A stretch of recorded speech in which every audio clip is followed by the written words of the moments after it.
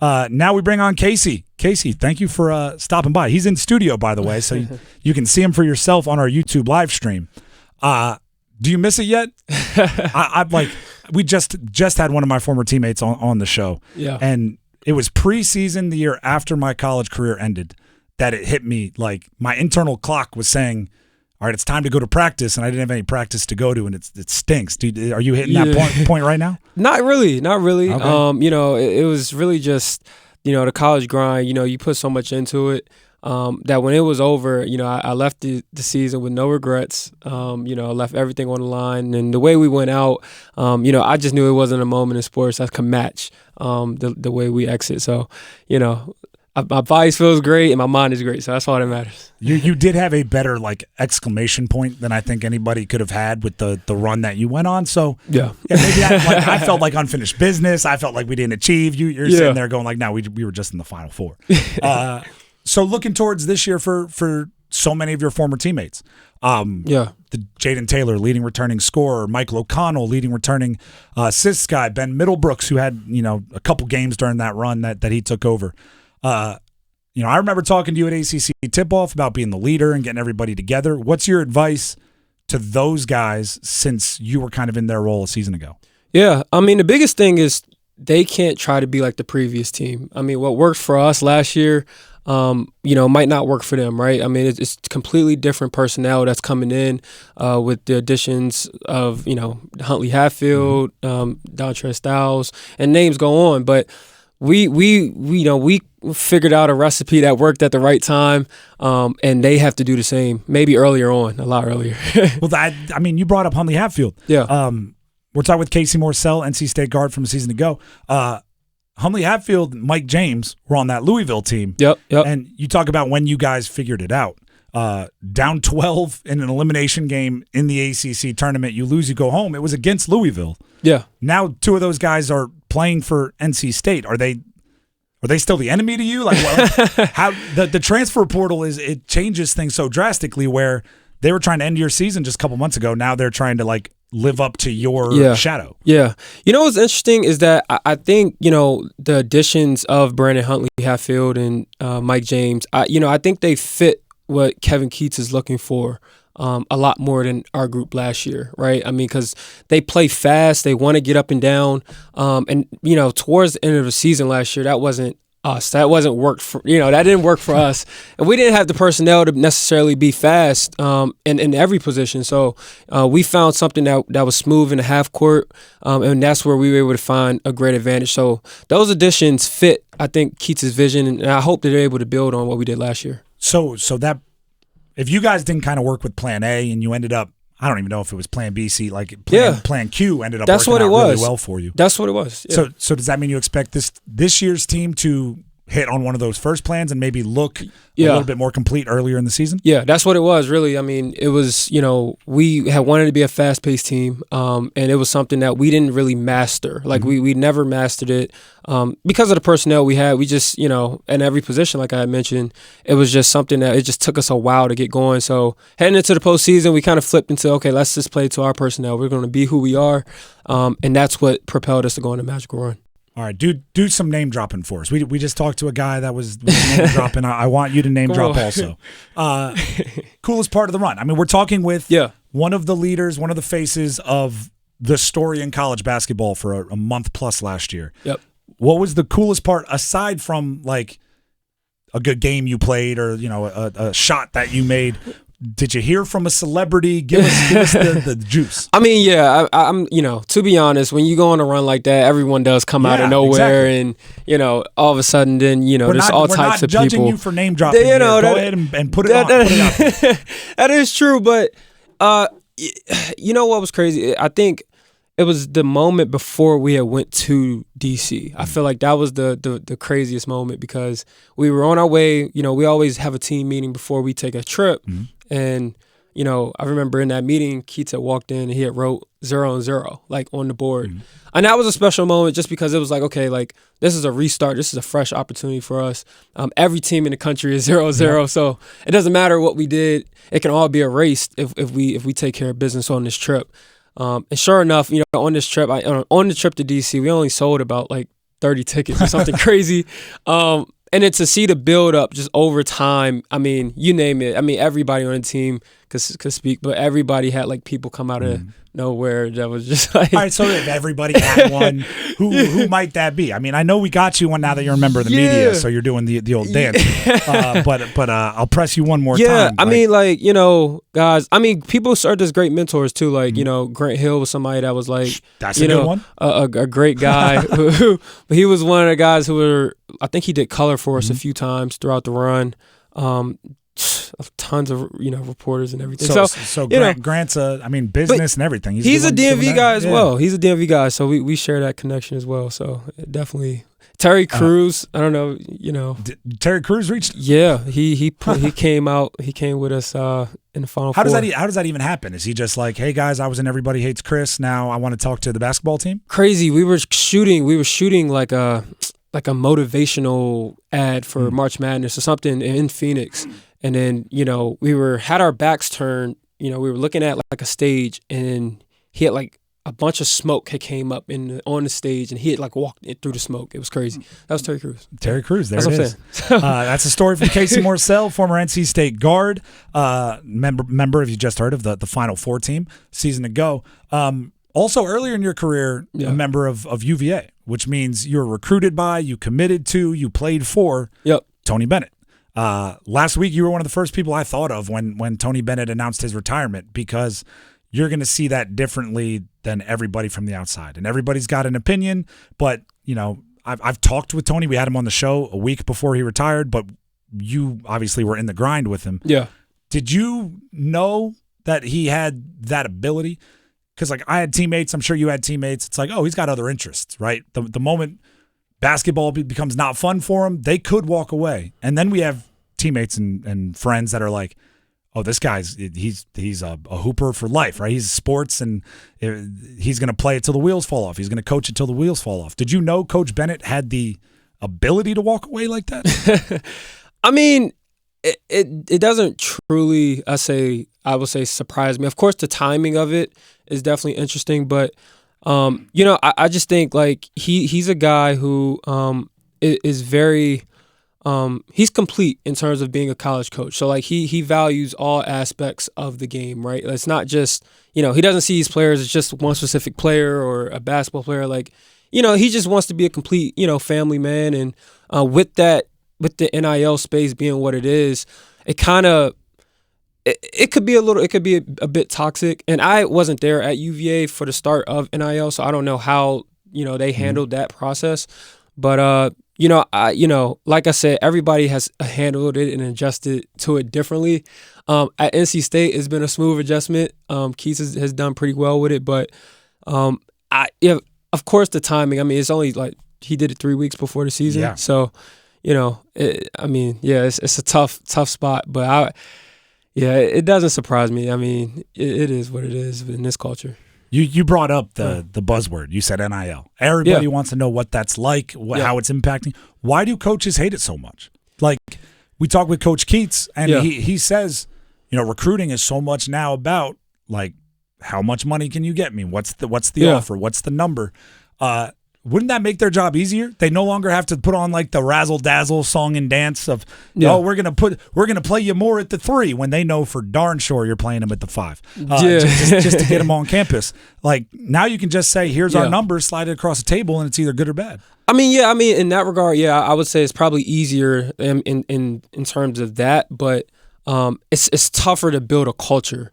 And in college, you know how it is as a player. It's like, talent doesn't always win, culture wins. And when you just throw numbers at players and they just, they bite, then it's just, you're not really building a strong culture. And it could take time. Like, even for us, like, it took us time to kind of get going. We had about 7 new guys, and trying to mix everybody all in, the new personality. Like, it takes a long time for that to get going. And, the values of a culture, where Tony, let's say at UVA, they always mention the pillars, right? Mm-hmm. He always mentions his 5 pillars.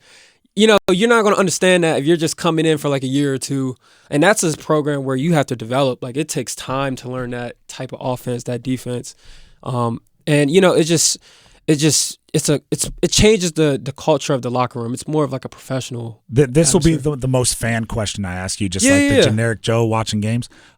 It can't be fun to play in that UVA style. Like the pack line, winning games 47-44 has to be just annoying as heck for a basketball player. It's rough. It is, and it's tough to kind of get going. One of the main reasons why or just intentionally not get going for an entire game, because then the other team can't get going either. Yeah.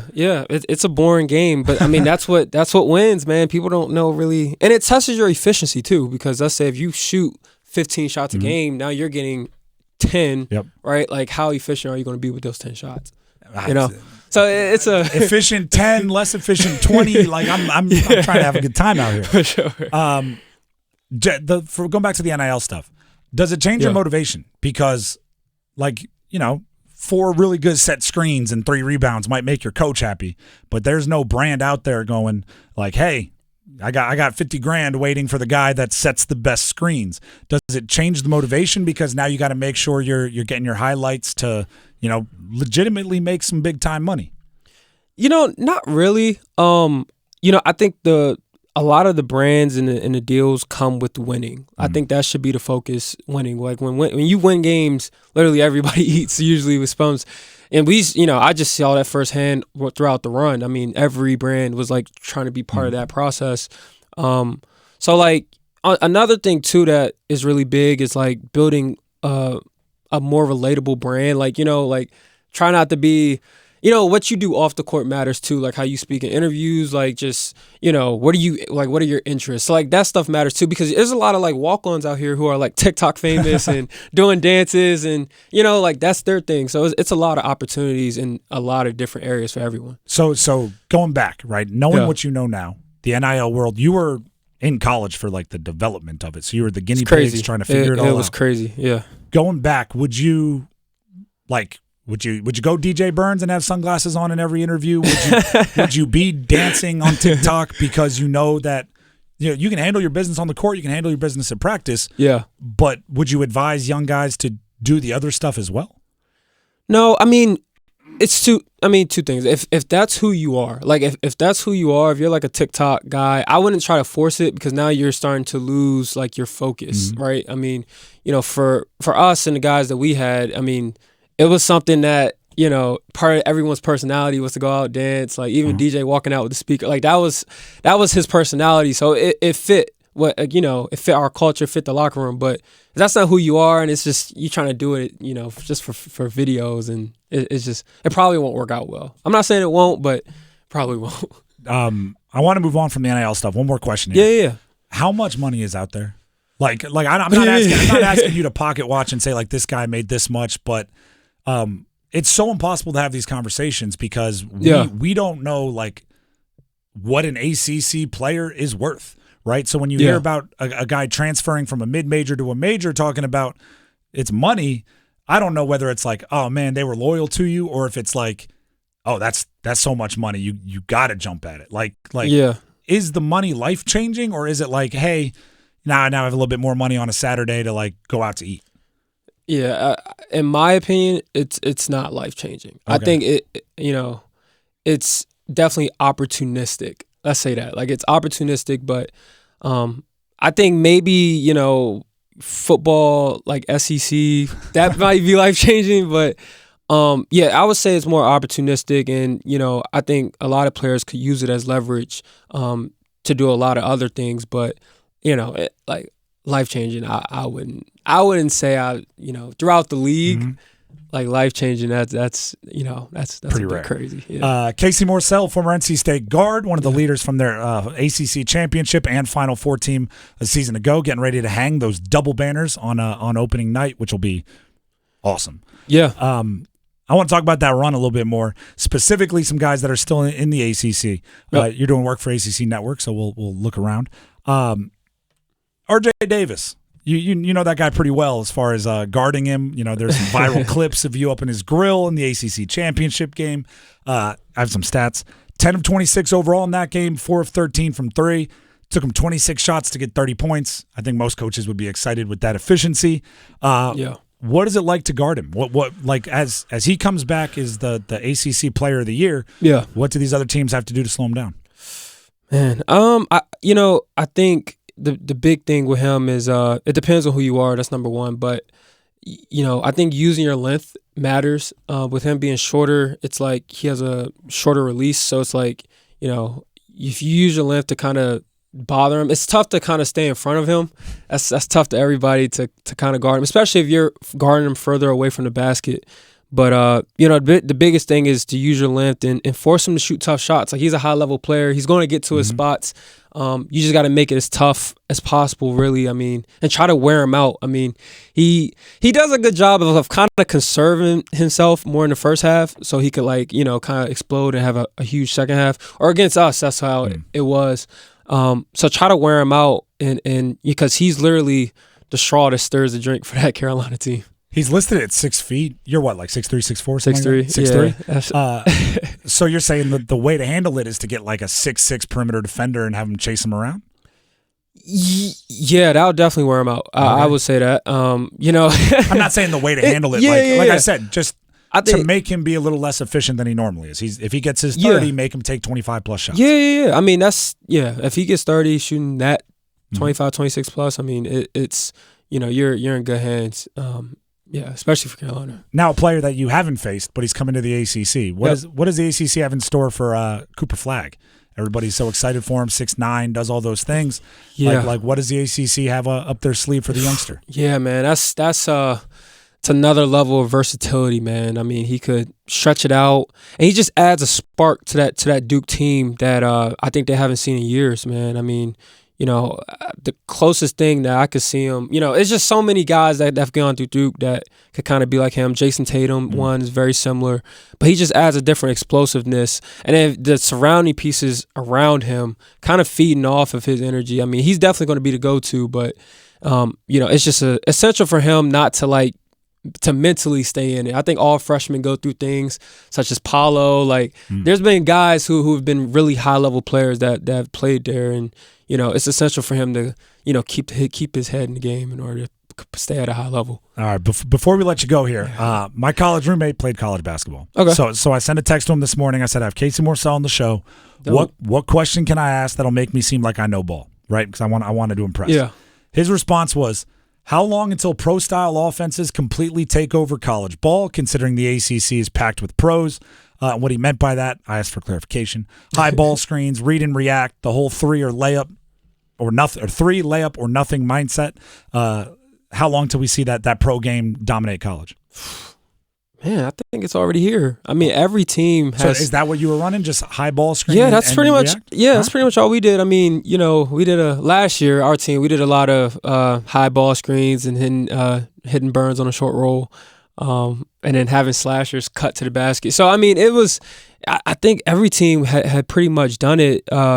Even UVA had added it last year with Reese Beekman a lot. Like he was adding a lot of ball screens there. Of course, they run the blocker mover mostly, but every team's starting to add that just because it creates so many opportunities for everyone. Yeah. All right, we're gonna hit a few rapid fire here to end because we got another minute or two. Yep. I'm taking Coach Keatts out of the question, so he's ineligible. We did this debate earlier this week. There was a lot of response. Who's the best coach in the ACC now that Tony Bennett and his national championship are gone? Best coach, but again, for you, just to keep it fair, because I know you're going to go with your guy, we're eliminating Kevin Keatts from the combo. Dang.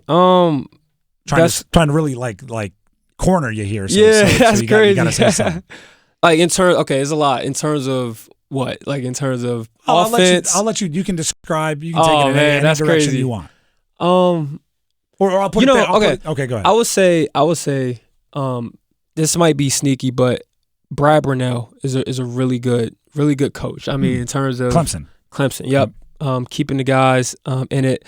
I know, like a lot of people, in terms of winning and what he's done in his first few seasons, John Shire has been really, really, really good. I mean, winning an ACC championship and then.